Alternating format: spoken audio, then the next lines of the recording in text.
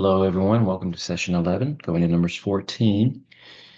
Familiar blunder that costs Adam, again, the corporate Adam of Israel, their Eden all over again. So, comparing in the far left and middle columns, Adam and Eve in Israel again. So, first thing to consider here, the promise from Yahweh. God had blessed them in chapters 1 of Genesis, and that should be Genesis chapter 1, verse 28. My apologies, another typo there.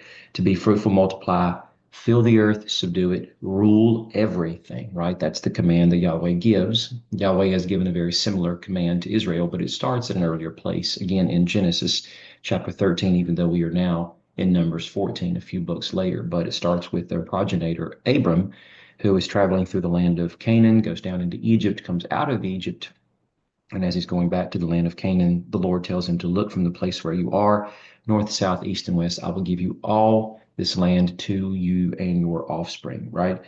So there's a promise here that the land is theirs, and they have carried this promise with them now for centuries. Moses reminds them of this promise when he comes back to them to tell them the Lord, the God of Abraham, Isaac, and Jacob, has sent him to visit them in their affliction and their oppression and enslavement, and to deliver them to this good and spacious land that's flowing with milk and honey, right?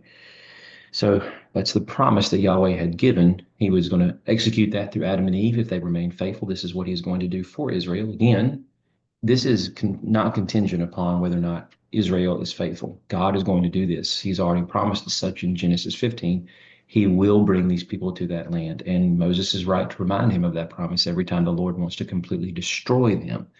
And this is not something that has to be done because Israel's good enough to merit it. He is going to make it happen, even if he has to destroy an entire generation of people and raise up another one in order to make it happen. Then there's the command from Yahweh. Yahweh told Adam and Eve clearly not to eat from the tree of the knowledge of good and evil. There's not one particular command that we can isolate that God gives these people with respect to go and take the land.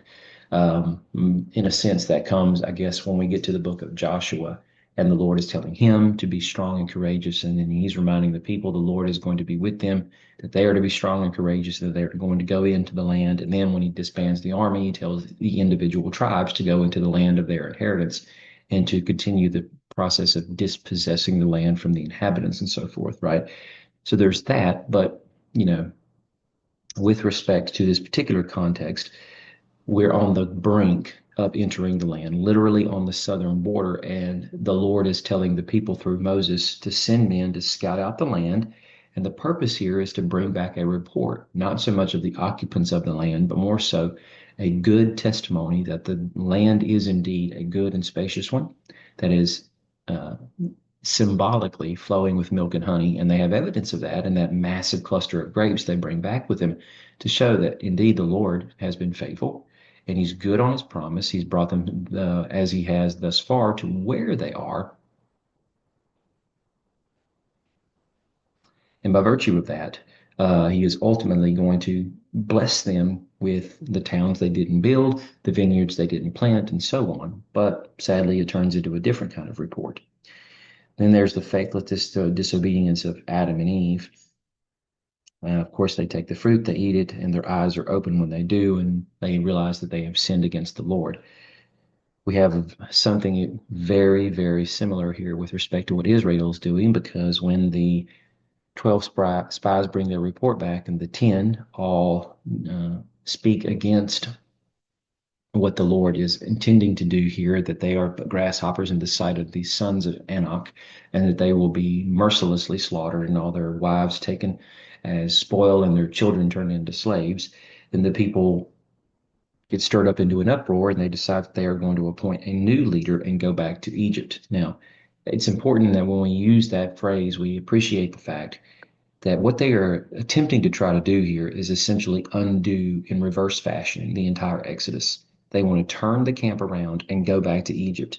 Not, well, let's go find some other place to live. I mean, it's almost as if they are in the same place that both Abram and Lot were coming out of Egypt, and they looked to both the east and the west, deciding to separate their camps, and they make the decision together. If you go this way, I'll go that way. Instead of looking for another kingdom or another place to go and settle in, even though those lands are now occupied and turned into kingdoms, whereas they weren't so much before in the days of Abram and Lot. They choose instead to just completely subject themselves to a life of servitude. They know when they go back to Egypt, they will become slaves again. There's no question of that fact.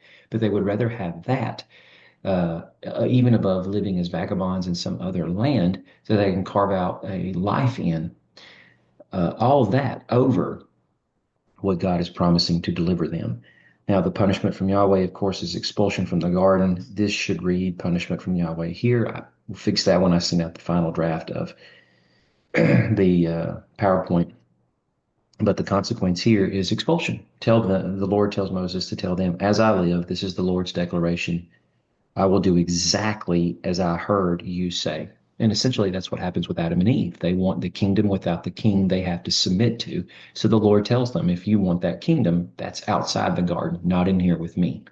And so he sends them out there to the more wild and untamed land, where they're going to have to work much harder in order to even produce the bread that they're going to eat from the thorns and thistles that occupy the area, right? So the same here with respect to Israel. Okay, if you don't want to go into the land, you won't go into the land. You will all waste away here in the wilderness, and I will send your sons and daughters into the land after you to conquer it. So, again, point for point, there are many parallels between these, and it's important for us to shape this as being essentially a repeat of this for our students in order for them to understand the graveness of the consequence, yes, but more so the repetition of the pattern, because now it's leading to something different. God has already put plans in place through Noah, the calling of Abram, and so forth to counteract what happened with respect to the original sin of Adam and Eve and their brokenness, to continue mission one here and make sure that the world is ultimately blessed by the presence of God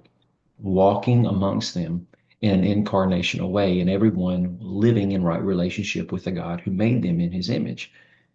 So that brings us to the one major key difference with respect to these two stories, because Adam and Eve are kicked out of the garden, and there seemingly is no chance for um, redemption for them. I don't mean salvifically in the sense of whether they go to heaven or hell afterwards. I just mean the chance to be able to redeem their mistake and go into the garden again. Rather, they have to remain on the outside of the garden forever until the garden is destroyed with the flood. That being said, here we have the Lord telling Moses he wants to destroy Israel except for Moses, and he will take him and make him a stronger and mightier nation than they are. But Moses intercedes for them. The point is that even though this particular generation is not going to inherit the land, their children are lumped into this as well, not only because they have to suffer the consequences of what their parents had done, but they too are going to repeat the same mistake. When they grow up and are ready to inherit the land, and we get to Numbers 21, that is the generation that is grumbling for water, and Moses has to scream at them, am I supposed to produce water for you? And strikes the rock rather than speaks to it, causing himself to sin. And by virtue of that, of course, he loses his right to the land as they had. So, that being said, it's important for us, I think, to see that that generation also deserved the same fate as their forebears, that they had not been responsible for making an idol or committing some of the other things that their ancestors had done. Although I would say that there's probably a good chance that some of them were also guilty in the sin that Balaam had enticed them to commit, and that was, offering to the gods of Midian and Moab, and then, of course, sleeping with those uh, cultic or temple prostitutes and so forth. Anyway, that being said, Moses intercedes for them, and Israel gets to keep the promise, right? At least Joshua and Caleb get to, as a remnant of that old generation, though they were faithful. The two spies who gave a good report. But point is that that generation that they lead to go into the land also get to keep that promise, because the Lord is faithful and he's long suffering toward his people. And they do get to go into their provincial Eden space, whereas Adam and Eve have been permanently cast out of theirs. So I think that hopefully will help in some way with respect to framing the story up in order to be able to build another construct on top of it for your lesson. So thanks for listening. Tune in for the next one.